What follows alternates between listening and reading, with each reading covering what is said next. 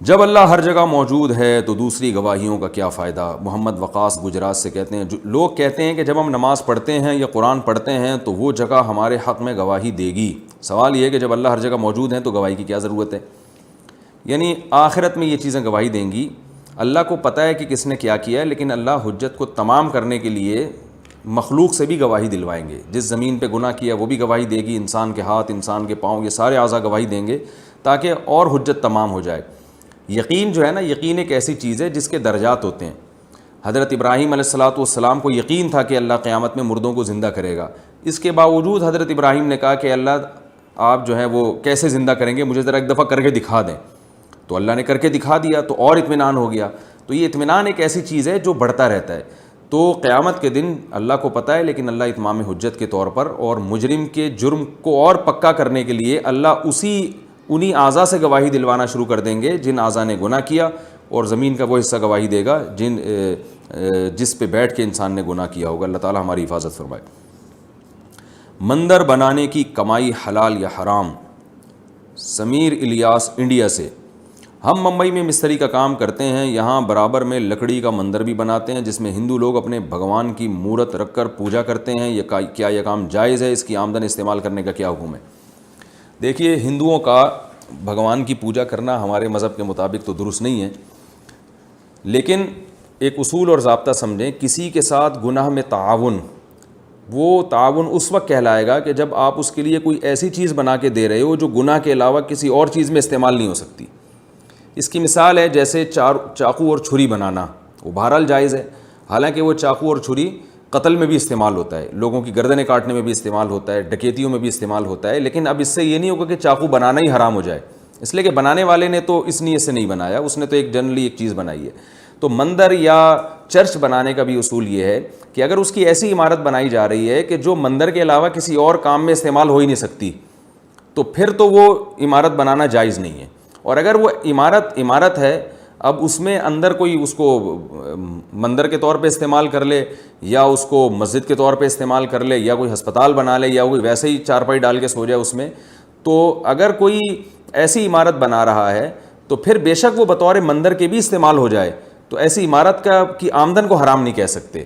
تو اس لیے عمارت اگر آپ بنا رہے ہیں، صرف عمارت ہے تو وہ بنانا جائز ہے، لیکن اگر وہ ایسی عمارت ہے جو مندر کے علاوہ کسی اور کام میں استعمال ہی نہیں ہو سکتی، پھر اس عمارت کی تعمیر آپ کے لیے جائز نہیں ہے، اور اس کی پھر آمدن بھی آپ کے لیے جائز نہیں ہے۔ کیا سونے کے اذکار لیٹ کر بلا وضو پڑھ سکتے ہیں؟ سونے کے جو اذکار ہیں جیسے آیت الکرسی، چاروں قل دعائیں وغیرہ، اگر یہ بستر پر لیٹ کر اور بغیر وضو کے پڑھیں تو یہ جائز ہوگا یا نہیں؟ امتیاز احمد بہار سے، بہار ہے میرا خیال ہے، یہ بہار سے پوچھتے ہیں، انڈیا کا۔ تو بھائی جو سونے کے اذکار ہیں وہ تو لیٹ کے پڑھنا ہی سنت ہے۔ رسول اللہ صلی اللہ علیہ وسلم جو اذکار جب بستر پہ لیٹتے تھے دائیں کروٹ پہ، اس کے بعد آپ صلی اللہ علیہ وسلم اذکار پڑھا کرتے تھے۔ جو دعائیں ہیں سونے کی وہ بھی اللہم اسلمت نفسی الیک اور اللہم بک وضعت جنبی، ویسی یہ جو دعائیں ہیں اور یہ جو اذکار ہیں، ان میں جو احادیث کے ظاہر سے یہی پتہ چلتا ہے کہ یہ لیٹ کے آپ صلی اللہ علیہ وسلم نے پڑھیں۔ اور دوسری طرف ایک روایت میں، حدیث میں یہ بھی آتا ہے کہ اللہ تعالیٰ قیامت کے دن اپنے کچھ نیک بندوں کو بہت اونچے اونچے درجات دے گا۔ یہ وہ بندے ہیں جن کو نرم بستر اللہ کے ذکر سے غافل نہیں کرتے۔ تو اس کے حدیث کے ظاہر سے بھی پتہ چلتا ہے کہ نرم بستر پہ لیٹنے کے بعد وہ اللہ کے ذکر سے غافل نہیں ہوتے، کیونکہ نرم بستر پہ جب بیٹھے رہیں گے تو وہ غافل نہیں کرے گا، وہ جب لیٹ جاتے ہیں نا پھر انسان پہ نیند کا غلبہ ہوتا ہے۔ تو اس حدیث کے بھی ظاہر سے پتہ چلتا ہے کہ جو رات کے سونے کی دعائیں ہیں وہ لیٹنے کے بعد ہی ہیں۔ تلاوت قرآن یا فضائل تعلیم کیا بہتر ہے؟ محمد امن دہلی سے پوچھتے ہیں، میں نے سنا ہے کہ اجتماعی عمل انفرادی عمل سے بڑا ہوتا ہے۔ ہماری مسجد میں عشاء کے بعد فضائل اعمال کی تعلیم ہوتی ہے، میں تعلیم کے دوران رات کی صورتیں سورہ ملک، حامیم سجدہ اور سورہ واقعہ پڑھ رہا ہوتا ہوں، تو کئی لوگ مجھ سے کہتے ہیں کہ پہلے اجتماعی عمل میں بیٹھو، اجتماعی عمل انفرادی عمل کے مقابلے میں پہاڑ جتنا ہے، تو میرے لیے اجر و ثواب کے لحاظ سے کیا کرنا بہتر ہوگا؟ بھائی شریعت میں اجتماعی عمل بھی ضروری، انفرادی بھی ضروری۔ تو اگر آپ تبلیغ کے کام سے جڑے ہوئے ہیں، پھر تبلیغ والوں کی ایک ترتیب ہے کہ رات کو اجتماعی عمل ہوتا ہے تو آپ کو چاہیے کہ ایک 1.5 انٹ کی الگ مسجد نہ بنائیں، بلکہ اسی عمل میں شریک ہو جائیں جیسے کہ سارے ساتھی آپ کے شریک ہیں، پھر اس سے فارغ ہو کے آپ اپنا انفرادی عمل بھی کریں۔ اور اگر آپ کام سے جڑے ہوئے نہیں ہیں تو مشورہ تو یہ کہ جڑ جائیں، ثواب ملے گا انشاءاللہ۔ پھر بھی نہیں جڑتے اس مشورے کے بعد بھی، پھر اگر آپ اپنا اس وقت انفرادی عمل بھی کرتے ہیں تو بھی ٹھیک ہے، کوئی گناہ نہیں ہے، لیکن افضل بہرحال یہی ہے کہ جب سب لوگ ایک کام کر رہے ہوں تو آپ بھی اس کام میں۔ اس کا تعلق جائز ناجائز سے نہیں، اخلاقیات سے۔ گناہ کچھ بھی نہیں ہوگا، حامیم سجدہ یا سورہ واقعہ پڑھنے کا ثواب پھر بھی ملے گا آپ کو، لیکن افضل یہی ہے کہ اجتماعی نظم سے ہٹنا نہیں چاہیے، اس سے دلوں میں فساد بھی پیدا ہوتا ہے اور اختلاف و انتشار بھی ہوتا ہے۔ لیکن جب اجتماعی عمل ہو رہا ہو تو اس وقت کی بات ہے یہ، اگر نہیں ہو رہا تو پھر شریعت میں انفرادی عبادت کی بھی بہت اہمیت ہے۔ بعض لوگ سارا دن اجتماعی کاموں میں لگے رہتے ہیں، انفرادی کام نہیں ہوتے، تو جب اللہ کے نبی کو اللہ نے حکم دیا وَإِذَا فَرَغْتَ فَانْصَبْ، کہ جب آپ کاموں سے فارغ ہو جائیں تو اپنے آپ کو عبادت میں تھکائیں، انفرادی عبادت کریں، تو اس لیے انفرادی عبادت کی بہت اہمیت ہے اسلام میں۔ اور تہجد ہے یا دعائیں ہیں یا ذکر اذکار ہے، یہ انفرادی طور پہ کرنا بھی بہت زیادہ ضروری ہے۔ انسان کو جو ایندھن ملتا ہے، اللہ کی محبت ملتی ہے، وہ تو انفرادی عمل سے ہی ملتی ہے۔ کیا کھانے کے دوران سلام کر سکتے ہیں؟ عبد الرحمن انڈیا سے۔ کھانا کھاتے وقت سلام کرنا یا سلام کا جواب دینا کیسا ہے؟ کھانا کھاتے وقت کسی کے ساتھ ایسی بات کرنا جس سے وہ کھانا اس کا یعنی کھانے میں ڈسٹرب ہو، وہ اس کے لیے کھانا مشکل ہو جائے، یہ جائز نہیں ہے۔ تو آپ ویسے ہی گزر رہے ہیں اور دور کوئی بیٹھا ہوا کھانا کھا رہا ہے، بلا وجہ اس کو سلام کریں گے، وہ آپ کی طرف متوجہ ہوگا، یہ تو ٹھیک نہیں ہے۔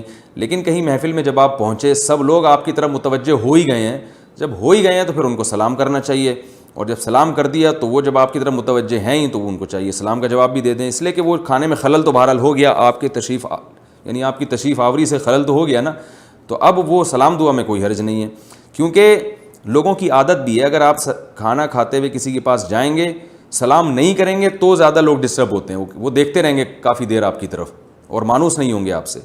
تو مقصد کو فوکس کرنا چاہیے، کسی کو کھانے میں پریشان کرنا ٹھیک نہیں ہے۔ اگر سلام کرنے سے پریشانی ختم ہو رہی ہے تو سلام کریں، اور جواب دینے سے پریشانی ختم ہو رہی ہے تو جواب بھی دیں، اور اگر کرنے یا جواب دینے سے پریشانی بڑھ رہی ہے تو نہ کریں۔ اگر پہلے حرام کمائی ہو تو دعوت قبول کر سکتے ہیں؟ دانش صاحب آسٹریلیا سے پوچھتے ہیں۔ جن کی کمائی پہلے ناجائز تھی مگر کچھ عرصے سے جائز کاروبار شروع کیا ہے، تو ان کے گھر جا کر کھانا کھانا یا ان کی تقریب میں شریک ہونا جائز ہوگا یا نہیں؟ شریعت نے حتی الامکان ہمیں حکم دیا ہے کہ اچھے کسی کے بھی عمل کو نا اچھے معامل پر معمول کرو۔ پہلے حرام کما رہا تھا، اب ناجائز پہ آ گیا، پہلے ناجائز آمدن تھی، اب وہ جائز کمانے لگے ہیں، تو غالب یہی ہے کہ اب وہ آپ کو جائز ارننگ سے ہی کھلا رہے ہوں گے، تو آپ جائیں کھائیں، امید یہی ہے کہ انشاءاللہ حلال سے کھلا رہے ہوں گے۔ بہنوں کو وراثت سے محروم کرنے کا حکم، اگر والد اپنی وراثت میں بیٹیوں کو کچھ نہیں دینا چاہتے جس پر وہ گواہ بھی بنا لیں، چنانچہ ان کی وفات کے بعد بیٹے اپنی بہنوں کو کچھ نہیں دیتے، شرعاً اس کا کیا حکم ہے؟ جہاں زیب خلیل کوہستان۔ باپ اگر 100 قسمیں بھی اٹھا لینا کہ میری بیٹیوں کو وراثت نہیں دینی اور سینکڑوں لوگوں کو گواہ بنا لے تو بھی اس کی کوئی اعتبار نہیں ہے، مرنے کے بعد بہرحال پھر بیٹیوں کو دوبارہ حصہ ملے گا اور والد کو کبیرہ گناہ بھی ہوگا۔ رسول اللہ صلی اللہ علیہ وسلم کی حدیث ہے، اس کا مفہوم ہے کہ بعض دفعہ انسان نیک اعمال کرتا ہے لیکن وہ خلاف شریعت وصیت کر کے چلا جاتا ہے جس کی وجہ سے وہ جہنم میں چلا جائے گا، تو ایسی حماقت نہیں کرنی چاہیے۔ اگر والد صاحب نے ایسی حماقت کی ہے تو ان کے لیے دعائیں مغفرت کریں۔ آپ صلی اللہ علیہ وسلم نے تو 1/3 سے زیادہ صدقہ کرنے کی اجازت نہیں دی ہے تاکہ وارثوں کا حق ضائع نہ ہو، تو اس لیے اس طرح سے بیٹی کو محروم کرنے کی اجازت نہیں ہے۔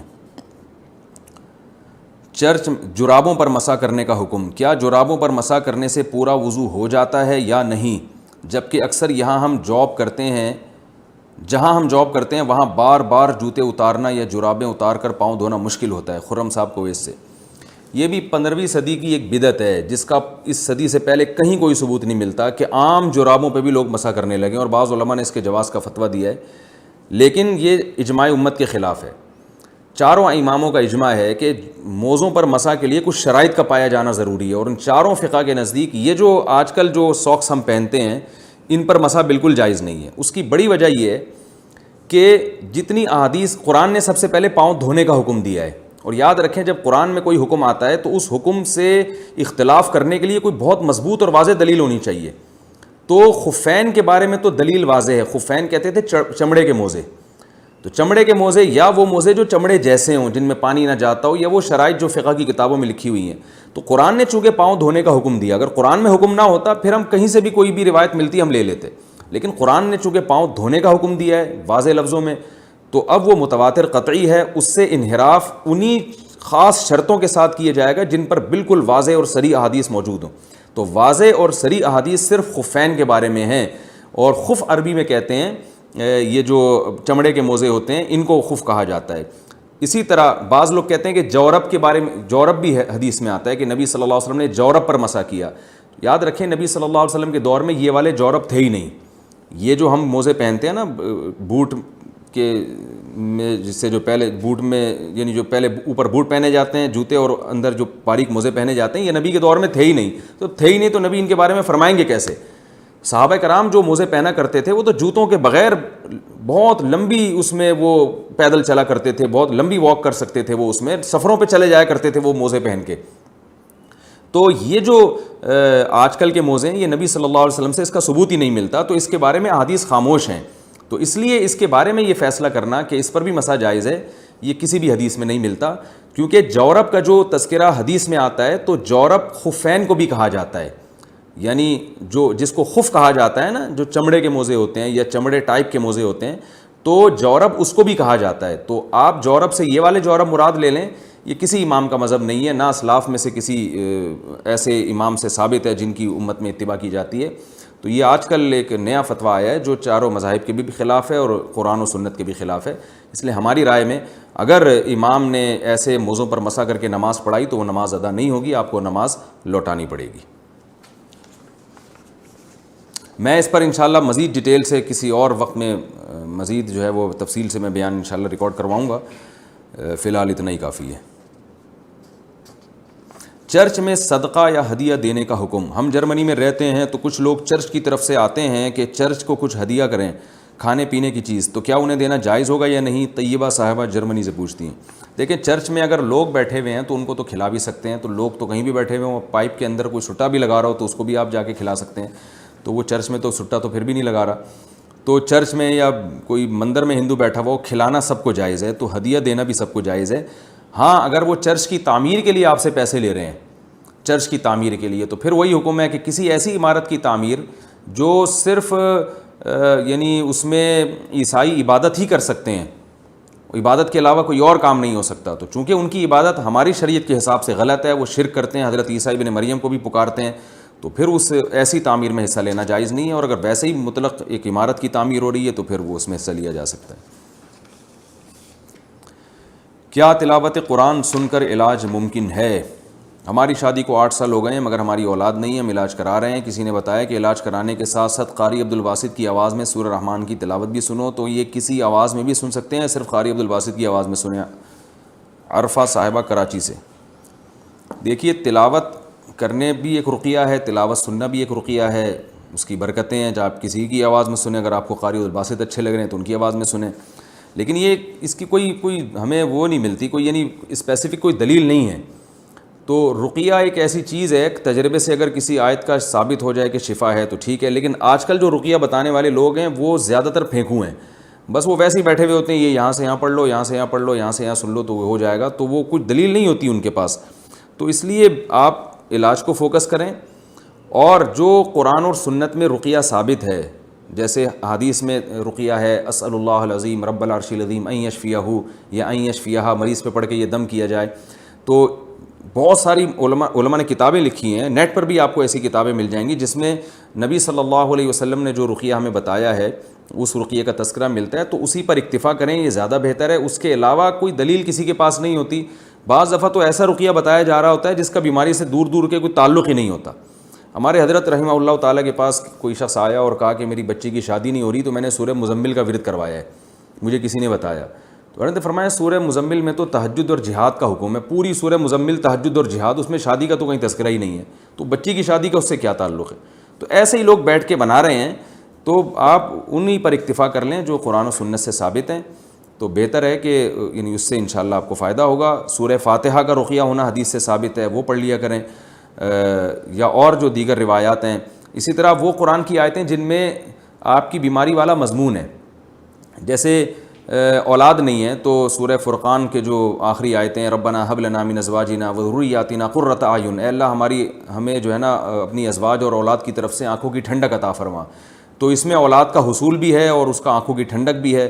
تو یہ والی آیت ایسی ہے جس میں اس کا تذکرہ ہے، تو ایسی آیت اگر بطور رقیہ کے پڑھی جائے تو پھر تو بات سمجھ میں آتی ہے. سورہ رحمان کا میرا خیال ہے شادی سے کوئی تعلق نہیں، یعنی شادی یا اولاد سے کوئی تعلق نہیں ہے.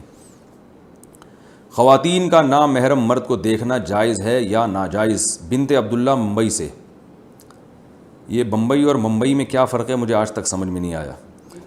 میرا کام رشتے لگانے کا ہے، اس میں لوگوں کے بایو ڈیٹا اور فوٹوز حاصل کرنا ہوتی ہیں. لڑکیوں کی تصویریں دیکھنے میں تو کوئی حرج نہیں، مگر کیا لڑکوں کی تصویریں میرے لیے دیکھنا جائز ہوگا یا نہیں، جبکہ اس کے بغیر میچ بٹھانا مشکل ہے؟ یعنی ان کو میچنگ کرنی ہے کہ یہ ڈیزائن کا ہے تو اس کے لیے یہ والے ڈیزائن مناسب رہے گا.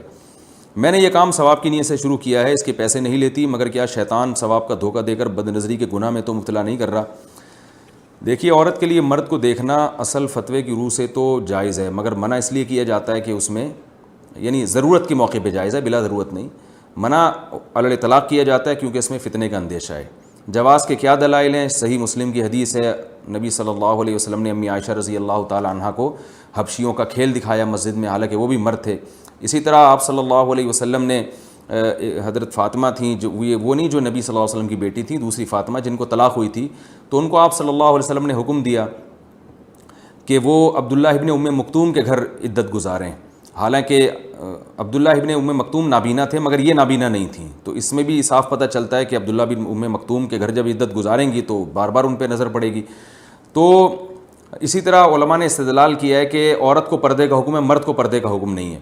تو اس سے صاف پتہ چلتا ہے کہ عورت کا مرد کو کسی ضرورت سے دیکھنا اس کی گنجائش ہے. عبداللہ ابن ام مکتوم کی بھی ظاہر ہے وہ آنا جانا بہت تھا. بعض لوگ اس حدیث سے استدلال کرتے ہیں کہ عبداللہ ابن ام مکتوم رضی اللہ عنہ ایک دفعہ تشریف لا رہے تھے تو آپ صلی اللہ علیہ وسلم نے اپنی ازواج کو حکم دیا پردے کا. انہوں نے فرمایا یا رسول اللہ وہ تو نابینا ہے، تو آپ نے فرمایا تم تو نابینا نہیں ہو. تو علامہ نووی نے اس حدیث کا جواب دیا ہے کہ یہ غیرت اور حمیت پر محمول ہے، کہ آپ صلی اللہ علیہ وسلم کی غیرت نے اس کو برداشت نہیں کیا کہ میری زوجہ کی نظر کسی پہ پڑے. تو غیرت کا تعلق بالکل ایک الگ ہے. اگر کوئی مرد یہ برداشت نہیں کرتا کہ میری بیوی نامحرم مردوں کو دیکھے تو یہ بہت اچھی بات ہے. شرعی جواز اور ناجائز ہونے کا تعلق اس سے نہیں ہے. تو فتویٰ اس پر ہے کہ اگر کوئی بلا ضرورت مرد کو دیکھے تو ناجائز ہے، یا ضرورت سے دیکھے مگر دیکھنے میں فتنے کا اندیشہ ہو تو بھی ناجائز ہے.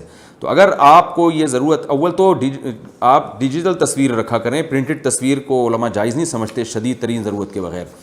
تو وہ تصویر آپ اگر میچنگ کے لیے دیکھ رہی ہیں اور اس میں آپ کو کا یہ خیال ہے کہ آپ کو فتنہ نہیں ہوگا تو پھر دیکھ سکتی ہیں، لیکن احتیاط بہرحال بہتر ہے.